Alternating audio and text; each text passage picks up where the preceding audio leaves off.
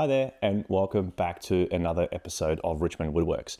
In the workshop this weekend, what we're doing is taking down that PVC ducting work that we put up last episode because everything's cut to size and everything's measured up, and then we're actually going to go ahead and paint it. And I got a monument color from Rust Guard, so you can see it's a little monument color there, and that is the exact same color as these drawers and also the exact same color as the actual shed itself. So I'm going for a specific theme here. And what I also need to do this weekend is ground that PVC pipe. So I went out this morning to TimberCon, which is one of my favorite stores. The guys there are just so knowledgeable. So if you are in Australia and you want to go to a good woodworking store, go to TimberCon. But I'm also a big fan of Carbotech as well, because the guys there are just amazingly knowledgeable as well. So I was chatting to one of the guys there just this morning around these grounding kits, and last episode I kind of indicated that, you know, the system might explode because if it catches on fire when there's dust particles inside the PVC piping, it could explode. He was of the opinion that what actually happens is that it heats up so much inside there that it actually smolders. So he's of the opinion that what can happen is you finish your projects for the weekend on the Sunday night or whatever, and then because it's smoldering at 2 a.m. or 3 a.m. in the morning, what you'll probably find and wake up to is your shed or workshop on fire. Now, I do like this workshop and I don't want it to catch on fire. So for the sake of, I think this was about $30 and probably about another half an hour worth of effort, it'll save me just in case, because I don't want to be that test case. Anyway, those two things I need to do today. And what I also need to do is install some of these blast gates. So what you've seen probably last episode is a sneak peek of the one next to my table saw, and how they work, and I want to kind of go into a little bit in this episode, is essentially it's a few parts, and what you have inside is this little, it's almost like a sphere. It's a bit of a ball, and there's a hole on one side and it's blank, or not a hole on the other. And they slide into one another like this. And as you can see, you have a little handle here which can rotate that ball inside. So at the moment it's closed. You rotate it, it's open. Rotate it again, it's closed. And what I plan to do in the future, once I get a few more parts from AliExpress, they're probably due in about 2 or 3 weeks, I aim to automate some of this dust collection, to have sensors on the cables for the tools themselves and hooked up to an Arduino, and that Arduino will drive a servo which will rotate that ball for me. So as soon as I turn on the table saw, for example, it'll turn on the cam vac, it'll open the blast gate, and there we go. It'll be fully automated, and I won't even have to think about dust collection anymore. So I'm really looking forward to that. But stay tuned and like and subscribe if you want to kind of have a look at when that specific episode gets released. Anyway, I think that's enough procrastinating. I need to start painting. But before I do that, let's take down the pipe.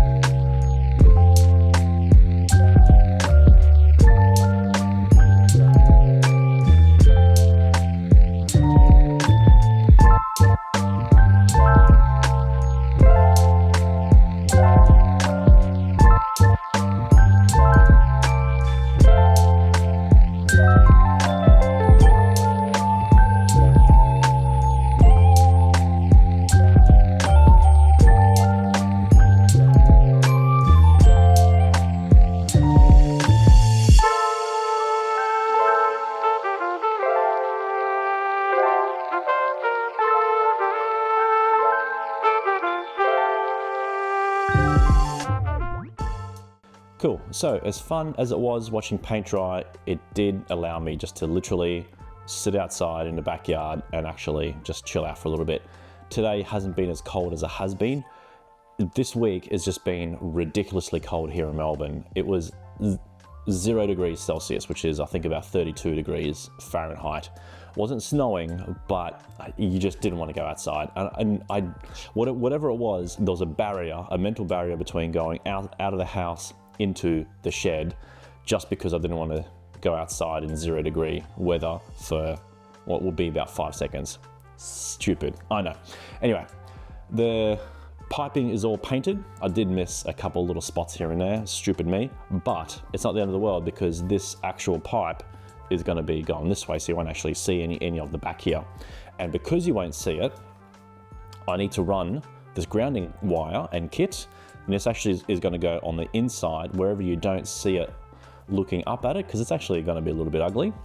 And the idea is the kit comes with this adhesed 50-meter roll of conducting material.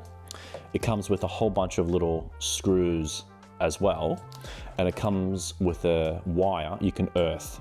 So when Josh, the electrician, ran all those PowerPoints, the 13, and I need more, so I've asked him if he wants to come back.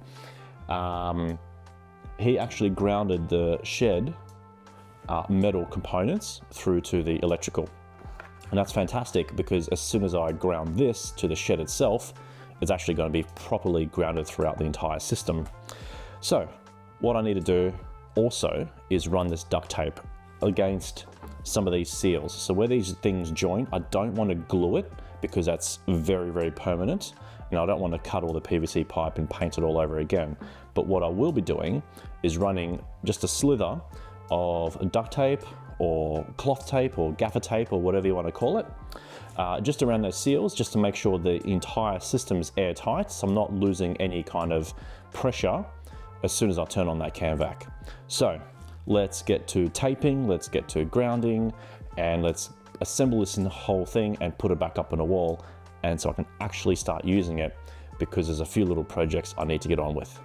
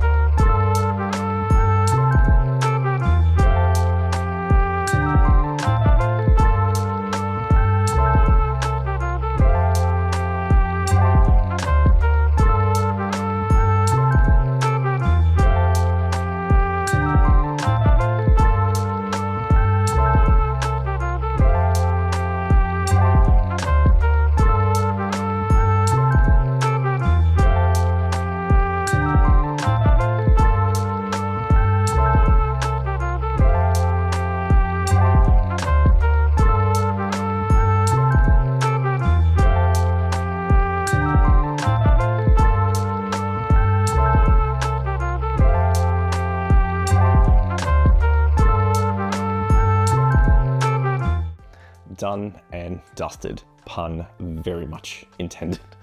Anyway, I'm pretty happy with the color scheme and I hope you agree as well.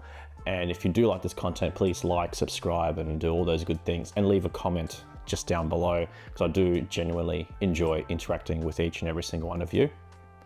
So as you can see, I made a slight little change from that Y 90mm PVC piping that I had before into these little hoses and these blast gates here, because just for now, what I plan to do is just connect this thing up to the miter saw and run this thing underneath as I planned previously. But I just want to get it up and running because I have a ton of little projects to do, and I don't want to wait too much longer for me to design and wait for some additional parts to get delivered. But I'll save that for maybe a future episode. I might just do it off air.